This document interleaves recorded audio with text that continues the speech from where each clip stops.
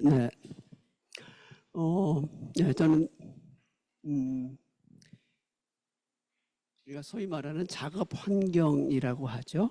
일하는 노동자들의 환경 문제를 연구하는 사람입니다. 그래서 오늘 세 사람이 발제한 내용 중에 그 환경적 측면에서 조금 보충해서 우리가 생각해야 될 것 중심으로 좀 말씀을 드리겠습니다. 첫 번째 우리 조 선생님이 말씀하신 거 휴식권 문제인데요. 그게 어디가 있죠? 네. 저는 우리 박재민 교수님이 저도 넘겨주는 줄 알고 가만히 있었다가 네. 가운데니까 네. 네, 휴식권 문제인데요. 뭐 이거는 그냥 참고하시기 바랍니다. 이거 조금 흥미로운 자료이긴 합니다. 이게 제가 2019년도에 조사했던 내용인데요. 아까 조 선생님이 말했던 주말에 노동의 강도가 높아간다라고 하는 또 다른 어떤 근거라고 보는데요. 이거는 제가 이제 그 한 전체 자료 한 5,000건 정도의 자료를 분석한 건데요. 요일별로 수주 물량이 어떻게 변하는지를 한번 본 겁니다. 근데 재밌게 봤는데요. 금요일 날 수주 물량이 엄청나게 높죠. 이거는 뭘 의미합니까? 이거는 주말의 노동을 대비하기 위한 거죠. 그러니까 다른 말로 이야기하면 주말에 엄청나게 노동 강도가 증가한다라고 하는 거를 지금 보여주는 거고요. 월요일 날 수주 물량이 이렇게 높은 거는 뭡니까? 이거는 반증이죠. 뭐냐면 주말에 엄청나게 일을 많이 해서 많이 팔았기 때문에 팔 물건이 없는 겁니다. 그러니까 월요일 날 굉장히 많은 물량이 증가하는 겁니다. 이걸 보여주는 거고요. 나머지는 그냥 참고를 해보시면 될 것 같습니다. 그냥 보시기 바라고요. 저는 이런 생각을 해봤습니다. 우리 지금 캐런 메싱 교수님이 주로 강조하시는 게 상대방의 입장을 고려하는 노동의 관점, 이걸 굉장히 많이 강조를 하셨죠. 저도 거기에서 많은 고민들을 시작을 했었는데요. 우리가 이야기하는 주말 휴식, 이것도 결국 그런 문제이지 않을까 생각을 합니다. 아까 슈퍼마켓이 24시간 하니까 나는 새벽에도 먹을 수 있다. 이건 나의 관점이죠. 그죠? 우리는 주말에 가서 마트에 가서 고기를 사서 가족과 같이 즐겁게 먹을 수 있는 것은 나의 관점입니다. 그죠? 그러나 그곳에서 일하는 노동자의 휴식권을 우리는 전혀 생각지 않죠. 저는 여기서부터 저는 출발을 해야 된다고 봅니다. 아까 계속 그 의자 이야기가 나왔지만 우리가 병원에 있는 의사 선생님들이나 또 변호사 사무실에 가면 변호사들이 있죠. 이분들이 고객을 맞이할 때 서서 고객을 맞이합니까? 앉아서 하잖아요. 그런데 우리는 마트에서 일하는 노동자는 서서 일해야 되고 백화점에서 서비스하는 여성 노동자들은 얼굴에 미소를 짓고 손님을 맞이해야 되고 그리고 서서 일해야 된다는 거예요. 우리는 그걸 당연하게 생각을 하지만 병원에 진료를 받으러 갈 때 의사 선생님이 의자에 앉아서 손님을 맞이하는 거, 그것도 눈도 잘 마주치지 않고 이걸 또 우리는 당연하다고 생각을 합니다. 이거는 그 노동을 바라보는 관점의 차이라고 생각을 하거든요. 그래서 노동자 관점에서 그분들을 이해하고자 하는 것, 여기서부터 저는 주말의 휴식권 문제는 어떤 해결의 실마리를 찾을 수 있지 않을까 생각을 합니다. 두 번째 토론에 대해서 간략하게 좀 보겠습니다. 역시 환경의 관점에서 좀 보고자 하는데요. 아까 휴식 시간 문제가 나왔죠. 어느 학교에서는 얼마나 쉬고 쉴 수 있는 조건이 얼마나 되느냐라고 하는데 지금 우리가 생각하는 이 휴식 시간의 관점은 휴식의 총량만을 가지고 이야기를 해요. 그러니까 4시간 노동할 때 30분의 휴식을 줬냐라고 하는 거고요. 그러니까 법적인 어떤 법에 맹점이 있는 거죠. 이거를 쪼갤 수는 없을까라고 하는 거는 우리가 고민해야 될 문제이긴 합니다만, 또 일하는 우리 노동자의 관점에서 보면 특히 우리나라 노동자들의 인식이 그런 것 같아요. 빡시게 일하고 왕창 쉬자. 그죠? 예. 이게 제대로 번역이 될지는 모르겠는데, 네. 이건 사실 굉장히 좋지 않은 문화인 것 같아요. 현장에 가보면 많은 경험들을 할 겁니다. 특히 자동차 생산 라인에 가서 보면 자동차 생산 라인은 컨베이어 벨트에서 일을 하기 때문에 내가 아무리 일을 땡겨서 하더라도 앞에서 일이 주어지지 않으면 쉴 수가 없죠.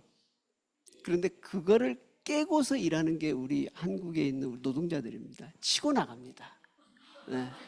치고 나가요.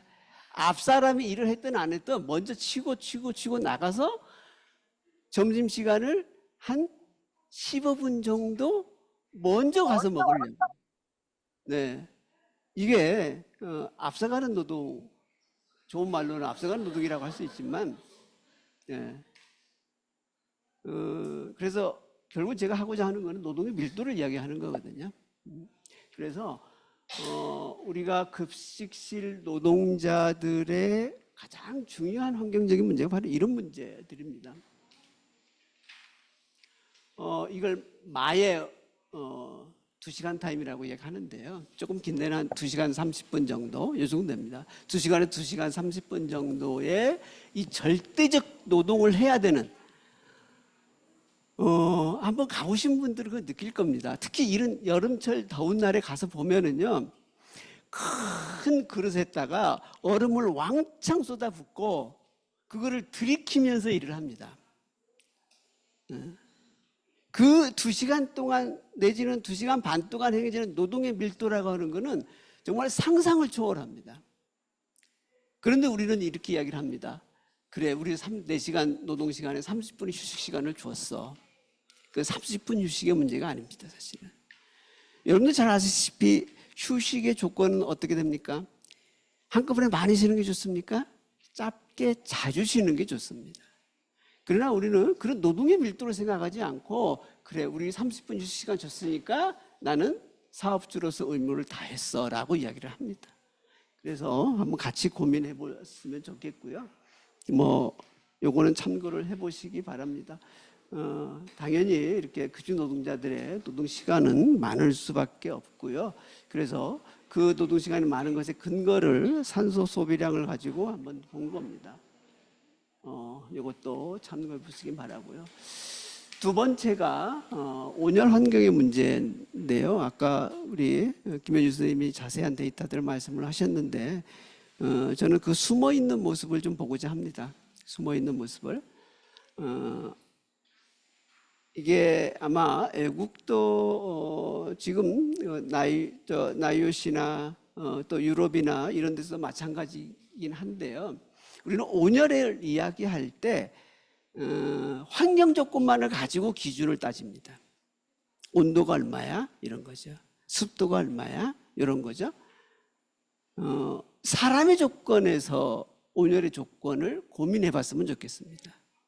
사람의 조건이라고 하는 거는 하다못해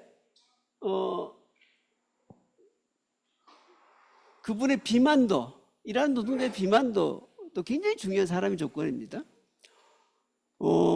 저는 지금 제가 아까 추워서 이 재킷을 입었거든요.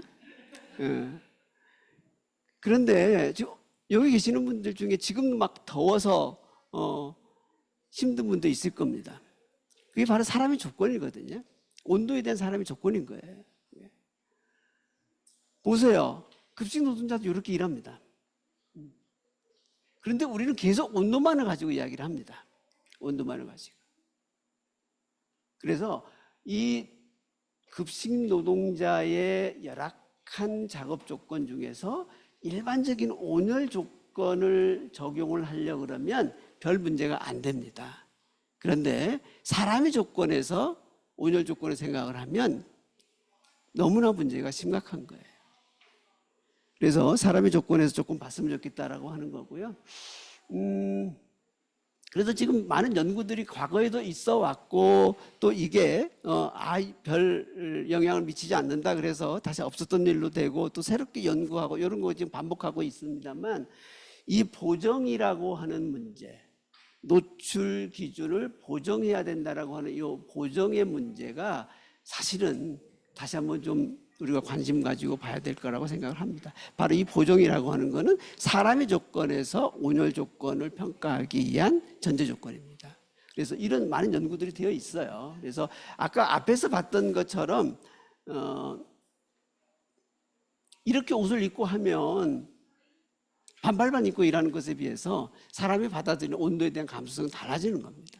그래서 이런 것들을 보정해야 된다라는 거고요. 그래서 실제로 보면 이런 결과들도 있습니다. 방수 기능이 있을 때는 WBH 온도에서 이렇게 보정을 해줘야 된다라고 하는 거고요. 그리고 상대 습도, 요거는 뭐 어느 정도 지금 보정이 된다라고 보고 있는데요. 이런 것에 따라서 매우 달라진다라고 하는 결과들입니다.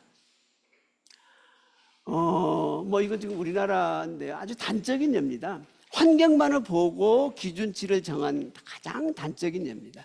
우리나라 고열 작업의 법적인 기준은 여론이 있어야 돼요. 힛소스가 있어야 됩니다. 이거 없으면요 고열 작업장이 아니에요. 그러면 급식실은 고열 작업장에 해당이 될까요? 법적으로 해당되지 않습니다. 왜? 여론이 없어요. 가열로가 없어요. 그래서 고열 작업장에 해당되지 않습니다. 이게 가장 극단적인 아까 제가 이야기했던 환경 조건에서 바라보는 온열 조건입니다. 근데 실제로 우리 지금 유현철 선생님이 아마 조사를 하신 것 같은데요. 실제 급식실의 온열 WBCT 조건도 굉장히 높습니다. 지금 이 조건에서 보면 급식실 노동자들의 이 에너지 소비율을 기준으로 했을 때 굉장히 중등 작업 이상에 해당된다고 본다 그러면 실제 작업 시간과 휴식 시간의 비율은 이렇게 돼야 됩니다. 약 한 15분 작업하고 45분을 쉬어야 돼요. 사실은 꿈의 직장이 될까요? 그런데 다시 반복되는 이야기지만 우리는 여전히 휴식 시간의 총량을 가지고 이야기를 합니다. 그래서 환경에 따라서 많은 기준들이 달라져야 한다는 생각이고요. 네, 이것도 짧게 넘어가겠습니다. 아까 여러 가지 중요한 이야기를 했지만요. 뭐 이건 우리가 지금 늘 고민하는 사람들이죠. 지금 여기 계신 분들이 아마 대부분 같이 공통된 고민일 겁니다. 역학적 근거가 굉장히 지금 현재 이세 건강의 문제도 많이 부족합니다.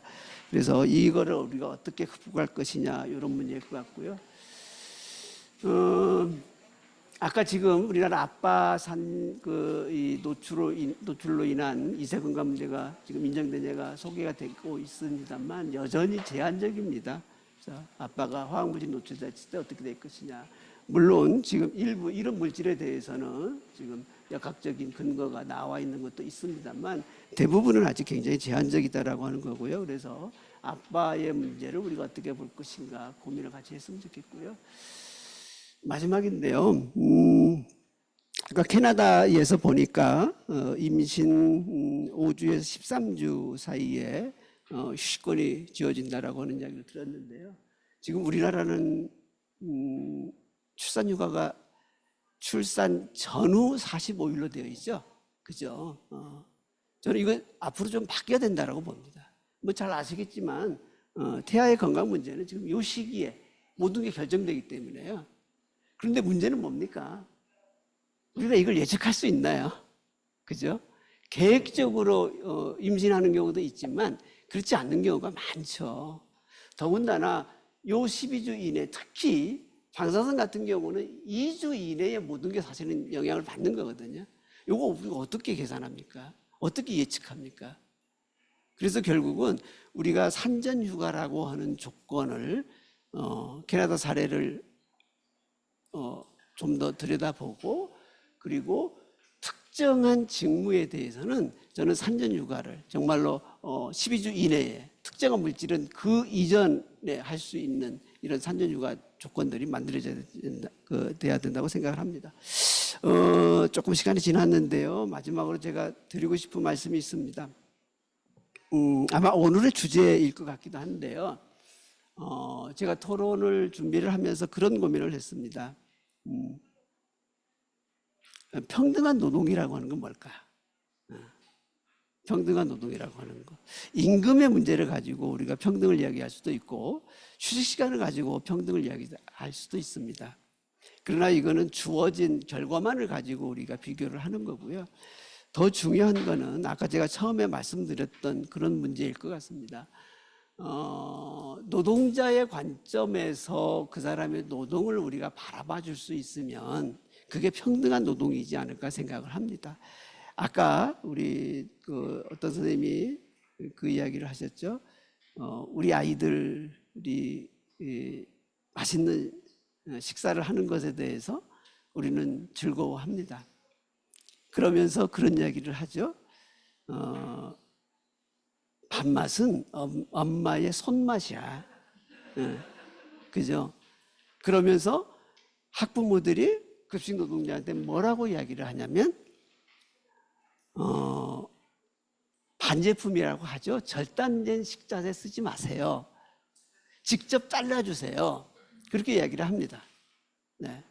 가공된 거 가지고 오지 마시고 직접 조리해 주세요 라고 이야기를 합니다.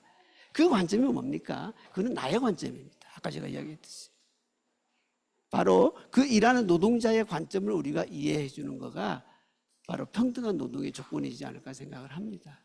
그래서 아마 오늘 젠더도 봐도 그 중에 하나이기도 하고요. 그런 관점에서 앞으로 같이 고민해 주셨으면 좋겠습니다. 감사합니다.